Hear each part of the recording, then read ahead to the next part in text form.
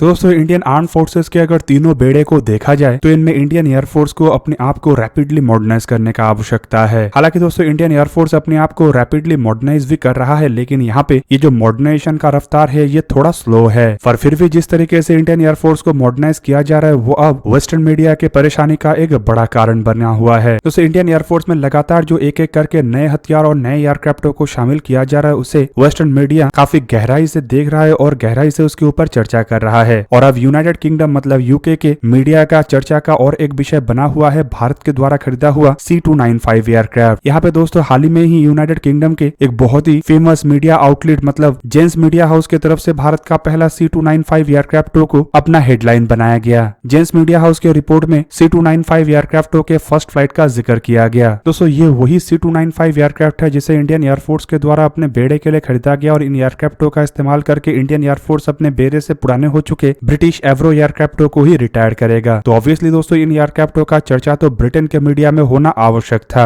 आप लोगों के जानकारी के लिए बता दूं कि इंडियन एयरफोर्स के द्वारा करीबन 56 C295 एयरक्राफ्टों को एयरबस से खरीदा गया है, जिनमें से 40 एयरक्राफ्ट भारत में बनेगा जबकि बाकी के 16 एयरक्राफ्टों को इंडियन एयरफोर्स के द्वारा डायरेक्टली एयरबस से परचेस किया गया है। और दोस्तों इन 56 एयरक्राफ्टों में से पहला एयरक्राफ्ट का उड़ान असल में मई 5 तारीख के दिन हुआ। रिपोर्ट में बताया जा रहा है कि एयरबस के स्पेन में स्थित फैसिलिटी से 5 मई के दिन सुबह 11:45 में ये एयरक्राफ्ट टेक ऑफ किया, जबकि हवा में करीबन 3 घंटा रहने के बाद दोपहर के करीबन 2:45 में ये एयरक्राफ्ट लैंड किया था। दोस्तों 3 घंटे के ये सक्सेसफुल फ्लाइट इंडियन एयरफोर्स के मॉडर्नाइजेशन का एक नया दौर का शुरुआत करने जा रहा है। अब दोस्तों यहाँ पे अगर देखा जाए तो यूके जैसे देश को इससे कोई परेशानी नहीं होना चाहिए, क्योंकि इंडियन एयरफोर्स अगर ताकतवर होगा तो इससे यूके को कोई खतरा नहीं, बल्कि दोस्तों इससे डेमोक्रेसी असल में और ताकतवर होगा और इससे यूके को ही फायदा होगा। पर दोस्तों ये भी आप लोगों को पता होगा कि यूके जैसे देश के अंदर भी भारत विरोधी गतिविधियों को बढ़ावा देने के लिए कई तरीके के संस्थाएं काम कर रहा है, जिनमें चाइना और पाकिस्तान फंडेड संस्था भी है। हालांकि फिलहाल पाकिस्तान का जो हालत है इसमें पाकिस्तान का जिक्र तक नहीं करना चाहिए, क्योंकि संपूर्ण पाकिस्तान बंद पड़ा हुआ है और भूखा मर रहा है। पर वहीं पे दोस्तों कुछ भारत विरोधी गतिविधि तो भारत के लोगों के द्वारा भी अंजाम दिया जाता है, जिनमें ऐसे कुछ सेपरेटिस्ट ग्रुप भी है और कुछ ऐसे ग्रुप भी है जो केवल मात्र पैसे के लिए ही भारत के विरोध में काम करता है। और ऊपर से अगर देखा जाए तो कुछ ऐसे वेस्टर्न देश भी है जो सामने से तो भारत का दोस्त होने का दावा करता है, लेकिन पीछे से भारत को तोड़ने का भी काम करता है। इवन दोस्तों ये देश बेसिकली भारत को इसलिए सहन नहीं कर पा रहा है क्योंकि भारत तरक्की कैसे कर रहा है। और ऊपर से अगर भारत अपने एयरफोर्स और आर्मी को मॉडर्नाइज करेगा और वो भी मेक इन इंडिया इनिशिएटिव के अंतर्गत, तो ऑब्वियसली इससे जलन तो होने वाला है। दोस्तों यहाँ पे आपके जानकारी के लिए बता दूं कि जो एयरबस के C295 एयरक्राफ्ट है इसे मेक इन इंडिया इनिशिएटिव के अंतर्गत भारत में बनाया जाएगा और भारत में इसके निर्माण का काम एयरबस और टाटा के द्वारा बनाया हुआ एक कंसोर्शियम की तरफ से किया जाएगा, जिसमें टाटा का भूमिका अधिक है। और दोस्तों ये एयरबस का ऐसा पहला मिलिट्री ट्रांसपोर्ट एयरक्राफ्ट है जो यूरोप के बाहर किसी अन्य जगह में बन रहा हो। एयरबस के C295 एयरक्राफ्ट असल में मीडियम क्लास के एक ऐसा ट्रांसपोर्ट एयरक्राफ्ट है जिसे काफी बेहतरीन एयरक्राफ्ट के रूप में देखा जाता है। और दोस्तों इन एयरक्राफ्टों को केवल मात्र ट्रांसपोर्ट के काम में नहीं बल्कि कई तरीके के अन्य काम में भी इस्तेमाल किया जा सकता है। एयरक्राफ्टों को मिनी एवैक्स और सर्वेलेंस एयरक्राफ्टों में भी कन्वर्ट किया जा सकता है और इन एयरक्राफ्टों को अगर चाहे तो मैरीटाइम स्ट्राइक एयरक्राफ्ट या फिर कहते हैं एंटी सबमरीन वॉरफेयर एयरक्राफ्ट में भी कन्वर्ट किया जा सकता है। रिपोर्ट के मुताबिक बताया तो ये जा रहा है कि इंडियन एयरफोर्स के लिए इन 56 एयरक्राफ्टों को खरीदने के बाद शायद और कुछ अतिरिक्त मात्रा में एयरक्राफ्टों को इंडियन नेवी और कोस्ट गार्ड के लिए भी खरीदा जाए। पर वहीं पे मेरा मानना यह है कि एयरबस और टाटा ग्रुप की तरफ से अगर भारत में इतने बड़े मैन्युफैक्चरिंग प्लांट को बनाया जा रहा है तो केवल मात्र 40 एयरक्राफ्टों के लिए तो इतने बड़े प्लांट को नहीं बनाया जा रहा होगा। दोस्तों यहाँ पे संख्या आने वाले समय में और बढ़ेगा और मेरा मानना यह है कि ये 100 तक जा सकता है। अब दोस्तों इसके अलावा मीडियम ट्रांसपोर्ट एयरक्राफ्टों की आवश्यकताओं को पूरा करने के लिए एक और टेंडर जारी किया गया है, जिसके अंतर्गत 60 से लेकर 80 तक के और एयरक्राफ्टों को इंडिया में बनाया जाएगा, जो C295 एयरक्राफ्टों के मुकाबले में भी ताकत में और बड़ा होगा। अब दोस्तों ऐसे एयरक्राफ्टों को भारत में बनाने का सिंपल मतलब यह है कि आने वाले समय में और अन्य देशों के ऊपर भारत को डिपेंड होना नहीं पड़ेगा और जितने खर्चा भारत अन्य देशों के एयरक्राफ्ट या फिर हथियारों को खरीदने के लिए कर रहा है उसे अगर भारत में मैन्युफैक्चर किया जाता है तो इसका काफी हिस्सा भारत में ही रह जाएगा और भारत में जॉब जनरेशन भी होगा। मतलब मिलिट्री को भी स्ट्रॉन्ग किया जाएगा और इकोनॉमी को भी स्ट्रॉन्ग किया जा सकेगा। और दोस्तों इंडिया के यही जो पॉलिसी है ये कई सारे देशों के जलन का कारण बन चुका है, ना कि हथियारों के खरीदारी। बेसिकली हथियारों के खरीदारी से उन देशों को ही फायदा होता है, पर अगर ये Bharat make in India initiative technology transfer के अंतर्गत अपने देश में बना रहा है तो ये उन देशों के लिए परेशानी का कारण है। इससे भारत में टेक्नोलॉजी और आएगा और भारत अपने आप को और मजबूत कर सकेगा और उन्नत कर सकेगा।